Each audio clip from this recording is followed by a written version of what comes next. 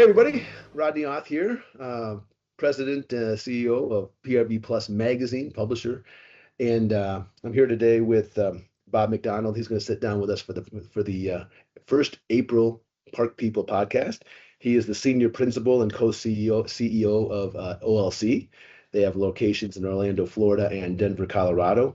And he wants to talk to us today. We're happy that he's talking to us today about how to design for community wellness, not just building a rec center or a facility that works and flows and meets all the ADA requirements and functions properly, but how do you roll it into a whole wellness campaign or building for wellness, which obviously fits with our mission here at PRB Plus, which is helping you develop healthier and happier communities. So Bob, welcome to the podcast. Thanks for taking the time to talk with us today. How are you? I'm good, Rodney. Good. Thank you for having me. Yeah, great. We're excited. Why don't you tell us, like, when you design for community wellness, what does that mean to you? Maybe start from a 30,000-foot view, and then we can kind of drill down into some particulars. Yeah, sure. A lot of times, well, I'm back in history, the recreation centers have been designed just as sort of destination places, and they're very functional and task oriented. You go there for the gym, or you go there for the pool, or you go there to work out, something like that. And designing for community wellness is a little bit more about those in-between places. One thing that we think about when we design these rec centers is that you need to design spaces for that kind of in-between situation where people can come together and congregate and have more of a conversation and things. We say it's sort of that third place lobby, where you've got first place is the home and second place is work. And third places are like where you go to commune with other people, and just hang out. And so the lobby of the rec center kind of becomes that sort of third place for many people. It's where they can hang out before a workout or after a workout, or anything like that, to meet up with people, wait for your spouse, that kind of thing. That really helps people sort of calm down, reconnect, feel like a member of a community, those kind of things before they go back to their day-to-day lives. Yeah, so it's funny because we really learned as a civilization, right, the importance of community, during COVID, right? Like when it was taken away from us, and it was interesting in our space, parks became, because they were outdoors, a natural gathering place, that took up some of that space where community could happen. And now we're back to a different world, but we still now recognize the need, right? And when you think about it, if you're in the lobby of a rec center, right? If you stay there long enough, it feels like the whole world walks by, right? Like my grandpa, when he was alive in his work career, I mean, the breakfast diner for him, as cliche as that sounds, that was a big place for community. He was certainly capable of making breakfast for himself every morning, but he went to the diner because he was in the trades, and all the trades guys would wander by.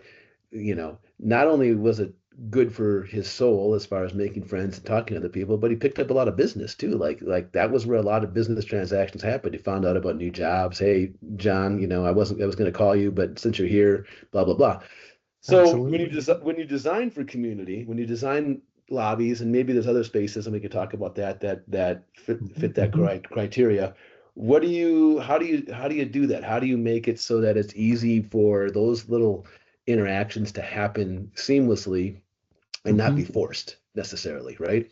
Right. So I think you've really got to break it down into several different components. You've got the functional aspects of that lobby that are the check-in sequence, is how people find their way to the destination.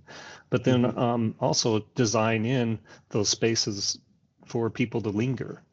Whether it's a lounge or some kind of furniture arrangement, or maybe it's a big screen TV with a sports program on, or a nature program or something like that, that can cause people to want to stop and just pause for a few minutes and be comfortable. Yeah. There's a lot of components that are part of a rec center that are open to the public, for anyone to just come in off the street, and you can go into like a community room for a meeting or whatnot, before you go past that checkpoint. And Yeah. so it's really that amalgamation of all of those different users that all come together into a single space. It is interesting, like, and I know it's not new, but in my world, it's relatively new. Like when I was, this probably actually goes back longer than I care to admit, maybe 20 years, but our community at the time built a new rec center and they put the community room in there. And because, we didn't have a space in town that could easily fit, one of the restaurants had a space, the grocery store of all places had a space, whatever, but they were small. And then the rec center came in and filled that void with a community center. And everything from Little League signups to, the coaches, first of the year coaches meeting to kids' birthday parties to, political, meetings to, everything seemed to all of a sudden gravitate towards that community room. And I never thought about it, but you are right. It was pre-checkout, right? So like anybody could walk in, and people often did that were not members. So it's interesting. So what about once you go past the checkout? Like, are there ways to make other spaces for members have that community option, right? Like sometimes we see like little concession areas. I don't know if the locker room is quite appropriate or not, because it's usually, gender, whatever, it's one gender, obviously.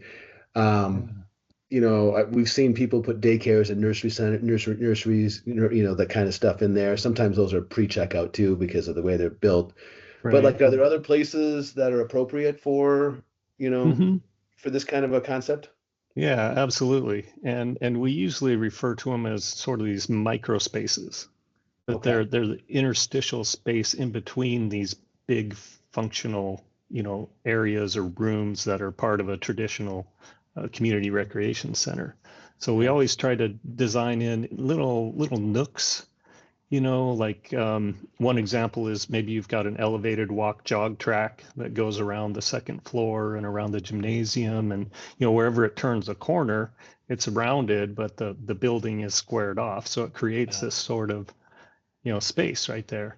So we'll usually we'll put a power receptacle there, so you could install a treadmill there, or you could put in an exercise bike, or you could just put in have it be a stretching type area. So it's a place for someone, they can just pause and reflect, internally, and then someone might walk by on the track and you want to say hello. So it's things like that.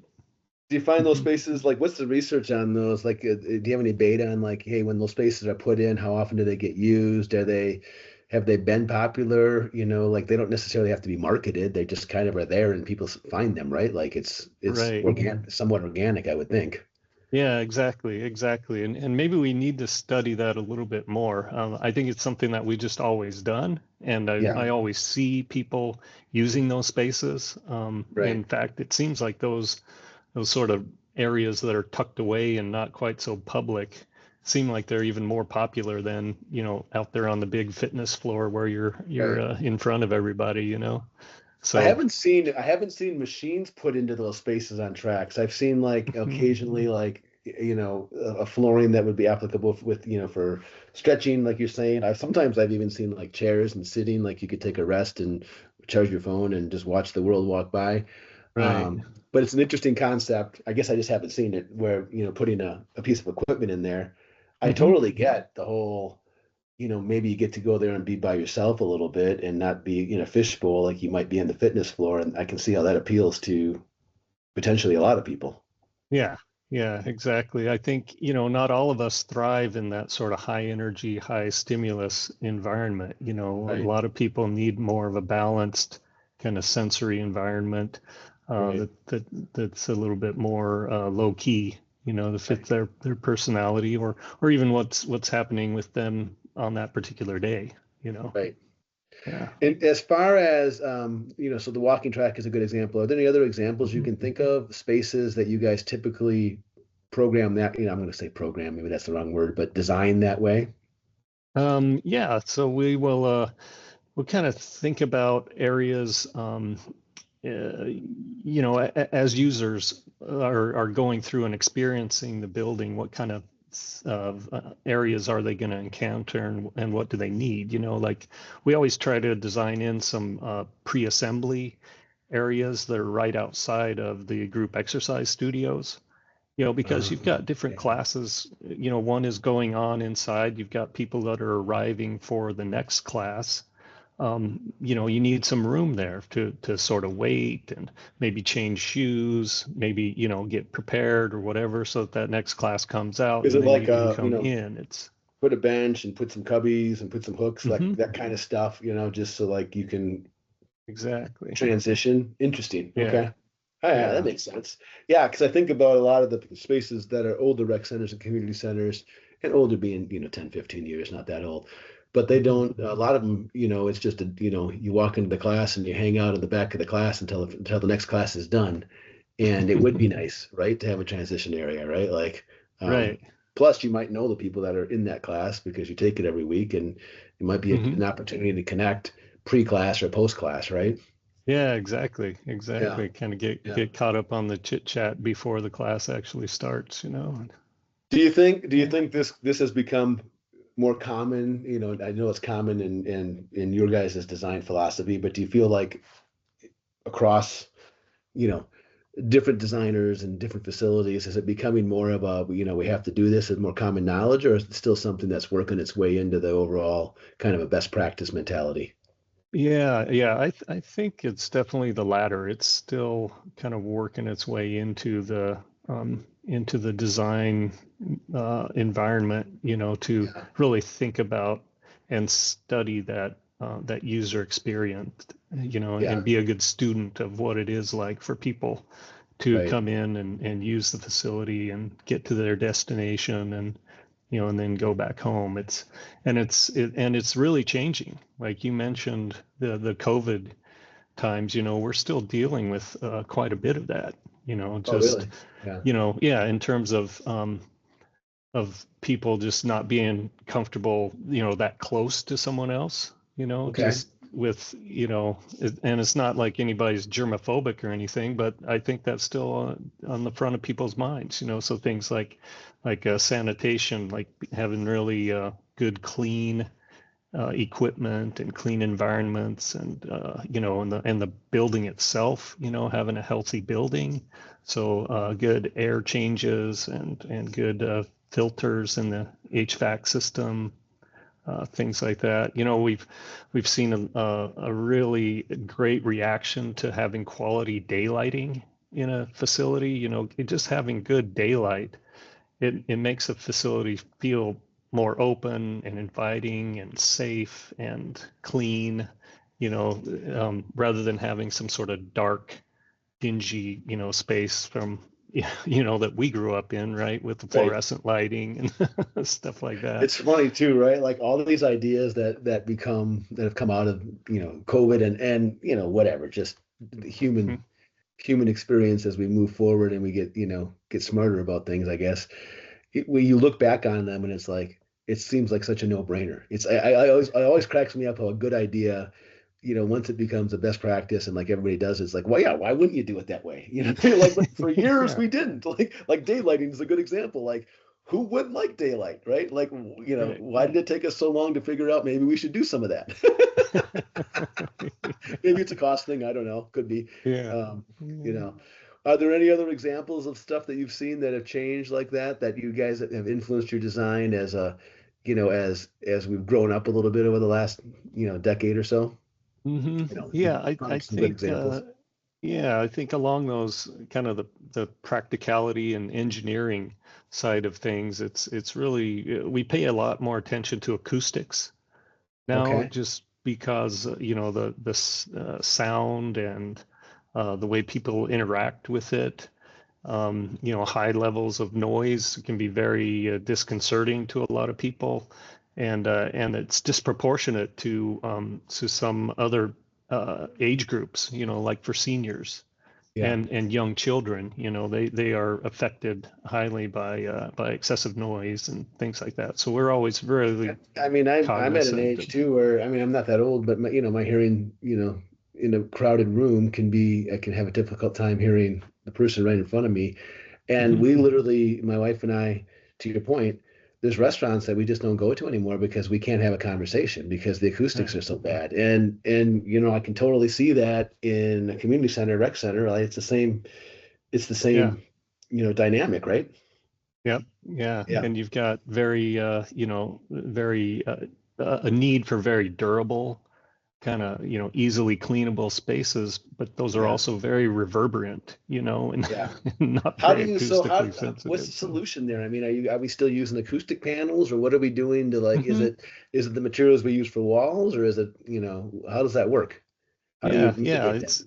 it's applying things like the fabric acoustic panels on the inside of the walls, helping to cut down on that reverberation time, providing more absorption, using it in the ceiling is really important. That seems to be the best way to mitigate sound is to put some sort of acoustic treatment on the underside of the ceiling. Really Um, interesting because yeah, everything bounces up and then if it stops right. there, It it goes doesn't up come and back comes down. down, and yeah, Okay. yeah, Interesting. yeah. Interesting. Well, cool. So, Well, I know you have a hard stop here in a few minutes, so uh, mhm. you're the expert. I'm a knucklehead here, just asking questions that interest me. If you were conducting the interview of yourself, is there anything that I should have asked you? Anything we should have covered? Anything that we didn't touch on that you're like, hey, people really need to know about this one thing? This is Yeah. your cover Rodney's butt question. Well, one thing about this profession of, architecture is that there's just so much that we have to take in and think about and respond to each and every day. And we've just sort of like scratched the surface on the many things that we cover during our design and thought process concerning community wellness and how to make these buildings better and more usable for people. So I don't know, maybe we need to do this again sometime and Yeah, we talk can. about some of the other aspects We because can. Maybe yeah. maybe the way to leave it too is, um, you know, our folks are the folks that would hire you, right? Like that they would be, Hmm. them and or their, um, general contractor in the city and whatever. It's usually a group effort, but you know, they're coming at it from the user standpoint and from a facility manager standpoint, and they're not an expert in choosing, an architecture firm, a landscape architecture firm, any of these services. What Hmm. are, maybe you could give a couple of good questions that should be asked and what the answers should be, in your opinion, if you know that you're heading down, okay, this firm has some, maybe can do a good job. Maybe these are the answers that, I need these answers to before I engage somebody, kind of a deal. And I know that's a not a 30,000 foot question, that's a 100,000 foot question, but just like as it relates to community wellness, like what would be a couple of good questions to ask if you're vetting a vendor, Yeah, yeah. potential vendor? I think, number one is what is your experience level of designing for, community wellness centers and recreation centers?